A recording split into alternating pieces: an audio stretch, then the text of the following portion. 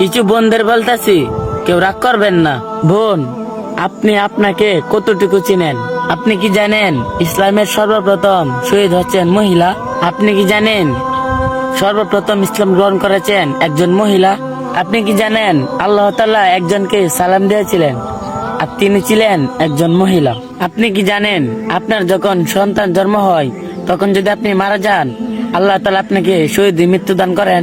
হে আমার বোন, কেন এই সামান্য জিন্দিগি পেয়ে আল্লাহর নাফরমানি করছেন?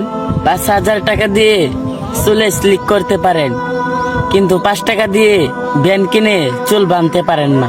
কেন এই খোলা আকাশের নিচে আপনার চুলটা ছেড়ে দিয়ে ঘুরেন?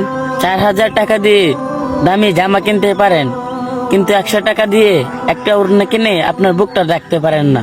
100 টাকা দিয়ে আপনি মেহেদি কিনে আপনার হাত রাঙাতে পারেন, কিন্তু 2 টাকা দিয়ে একটা ব্লেড কিনে আপনি নখগুলো কাটতে পারেন না। 3,000 টাকা দিয়ে আপনি জিন্সের প্যান্ট কিনতে পারেন, অথচ 500 টাকা দিয়ে একটা বোরকা কিনতে পারেন না।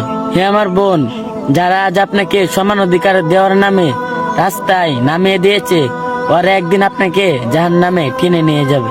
হে আমার বোন, সময় থাকতেই সাবধান হয়ে যান।